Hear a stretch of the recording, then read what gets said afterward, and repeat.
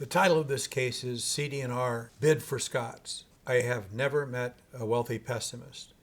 The synopsis of the case features the dilemmas of valuing and bidding for O.M. Scott Company in 1986. Scott's is the leading lawn care company, selling into the do-it-yourself DIY consumer market, owned then by ITT, International Telephone and Telegraph, a large, humongous conglomerate. Scott's produces products like grass seeds, fertilizers, and gardening equipment, as well as a whole array of chemicals to treat lawns. Most successful private equity firms, or for that matter, successful corporate acquirers, achieve higher returns from improving the business fundamentals of the target and driving value through improved efficiencies and market expansion. The problem in this case is how CD&R, formerly called Clayton Dubilier, or C&D, should have valued the business on a standalone basis. This is followed by the question how CD&R should weigh operational improvement forecasts that it drives into the valuation process. As is usually the reality, there are several forecasts provided. They represent different authorship perspectives or biases. Finally, what should CD&R offer where the student must consider the likely offers of other bidders to buy Scott's? Does the firm have an edge in value creation? If so, how much should they give up to win the deal? Overarching risks. The do-it-yourself market is in decline and losing share to the professional services lawn care providers. We call it the PLC market. Also, lower-priced product competitors are a growing threat as the larger price-conscious retailers like Osh, Lowe's, and an emerging Home Depot are channel leaders, as opposed to the historical, smaller mom-and-pop hardware outlet where Scott was the number one brand on the shelves. These strategic challenges, on top of squeezing cash from a poorly managed working capital maze. The feat was later likened to changing the engine in a Ferrari while driving at 110 miles per hour. One can use this case to discuss a number of topics. First, identify attractive investment opportunities featuring value enhancement through unleashed operating potential. Second, strategizing to reposition product value offerings and develop product alternatives in a declining industry. Third, deciding on whether to make or buy to enter a faster growing sector.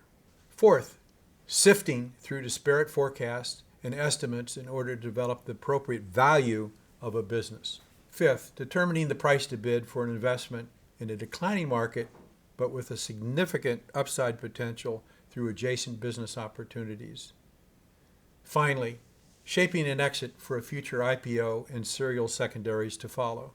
These operating-centric private equity or PE firms like CD&R are hardcore operationally driven enterprises, not dominated by financial engineering or other schemes to capture their returns.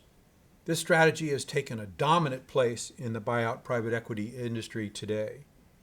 The thinking behind and application of best practices in these cases can be universal and applied to the corporate world as well. In fact, I wish more corporations took the same position and the same attitude and utilized the same tools. Becoming the victim of the winner's curse is not a bad draw in the saying from a Chinese fortune cookie. It happens all too often unless the acquirer adds considerable actionable value operationally beyond what is forecast by the selling management. The following questions are often assigned to students to help prepare for class discussion. Operating improvements. What is the importance of identifying realistic operating improvement potential in an acquisition? Are the improvements identified by the partners at C&D or CD&R realistic and actionable within a short investment period?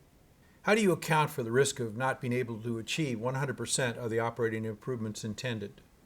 Importantly, in valuation, do you value Scott's on a standalone basis or based on the operating improvements that you have confidence in achieving? How do you rationalize the two? Professional lawn care market opportunity. What is important about the PLC market as it relates to the future of Scott's? How many would do the deal without capturing the PLC opportunity? Does it make sense to acquire an established company like Gulf Green, or is it a better opportunity to start up a business in-house? What are the risks in entering this new PLC market? Why is it so important to have defined an exit strategy before making the acquisition, not afterwards?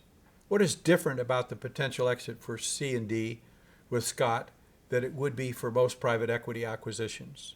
Now on to price. What is an appropriate bid for the company to win, yet not overpay?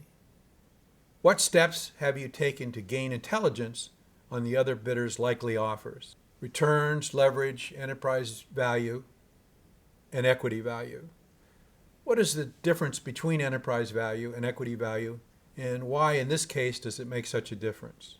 This is a very important question. Compare the model output of the Lazard management case prepared by the Scott's management team and the C&D operational improvement case. Based on a reasonable purchase price when the investment meet the required return. A popular assignment when this case is taught at Tuck, INSEAD, or UC Berkeley Haas follows. Prepare a bidding strategy slide to discuss at the firm's investment committee, taking into account your assessment of value and proposing a bid that will win but leave room for ample returns.